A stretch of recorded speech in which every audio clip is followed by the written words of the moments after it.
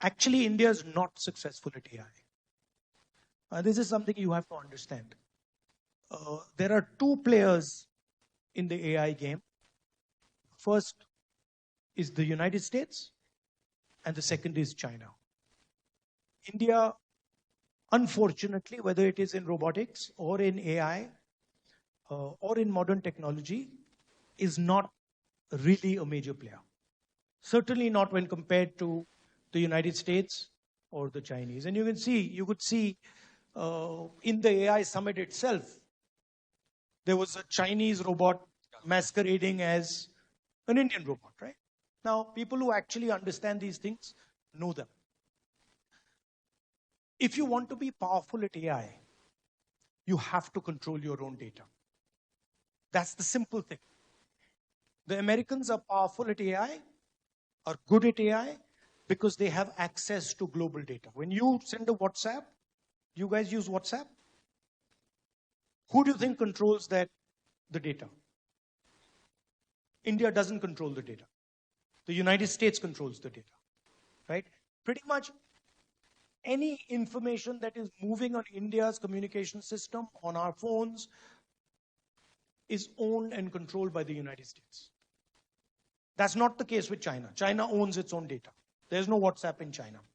So if you want to actually become a serious player in AI, the first thing you have to do is you have to make sure that you have access and control of your data.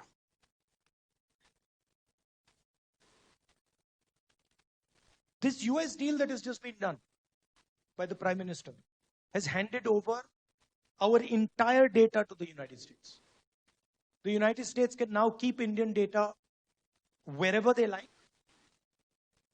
American companies will not be taxed on the data front, right? So we have actually damaged our potential for AI tremendously in the last couple of weeks. If you're talking about modern technology,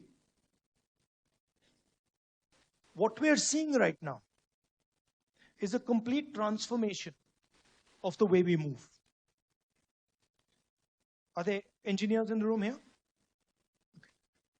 So what is happening is we are moving from the petrol engine and petrol to the electric motor and the battery. And whoever controls the electric motor and the battery is going to basically control technology in the future. And once again, we're not a serious player in that game, right? And the reason is that our big businesses, the Ambanis and the Adanis of this world, actually do not produce anything. They are in the business of selling Chinese product in India. They're in the business of selling Chinese phones, Chinese microphones, Chinese computers in India. And if we are serious about technology and we are serious about AI, then the first thing we have to do is control our data. And the second thing we have to do is start making things. Making computers, making electronic items, making televisions, making fridges, making these things. Because technological advancement is going to come either from data or from manufacturing. And you will see, you won't like what I'm going to say, but you're going to see that jobs in the services industry, jobs in the software industry, which were the mainstay of our country, which served us really well, are going to be wiped out by AI. Right? So what I'm worried about is that there is a transition taking place. There is a transition taking place on the data front, and there is a transition taking place on the manufacturing front, on the mobility front, and we are just looking. America is dominating one side of it, the data in the West. China is dominating the other side of it, and China is the only one who's making anything in the world today. This microphone probably made in China, your shoes probably made in China, your watch probably made in China. So your responsibility, we talked about politics versus politicians. Your responsibility is to ask a couple of simple questions. Number one, why are we not controlling our data? Why is our data not? It is the wealth of our people. Why is it not in our hands? Why is it being given away for free? Second, why are we not producing anything? Because if we don't produce anything, the vast majority of Indian children, youngsters cannot get jobs. Because jobs are going to come out of manufacturing.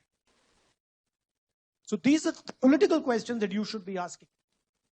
Why is it that we are allowing China to become the producer of the world? The factory of the world. Why are we not doing it? Number one.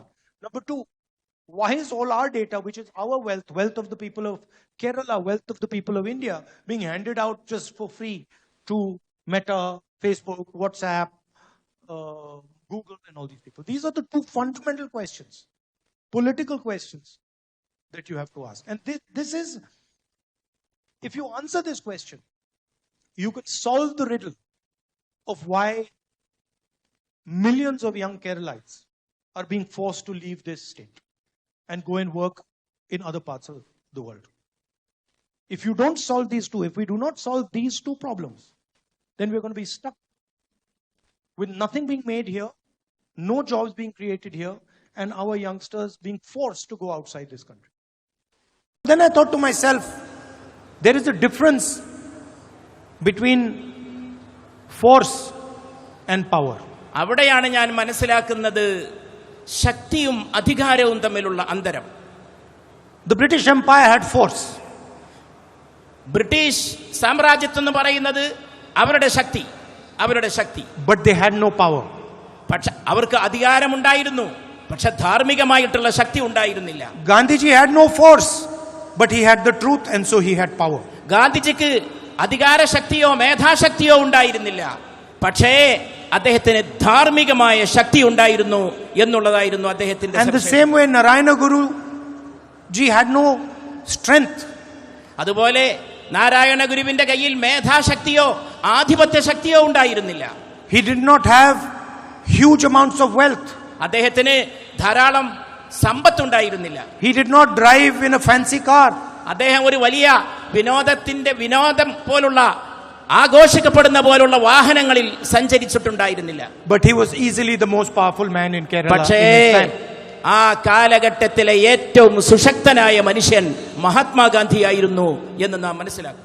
And imagine his power that today, 100 years later, the entire political class of Kerala has come to commemorate him.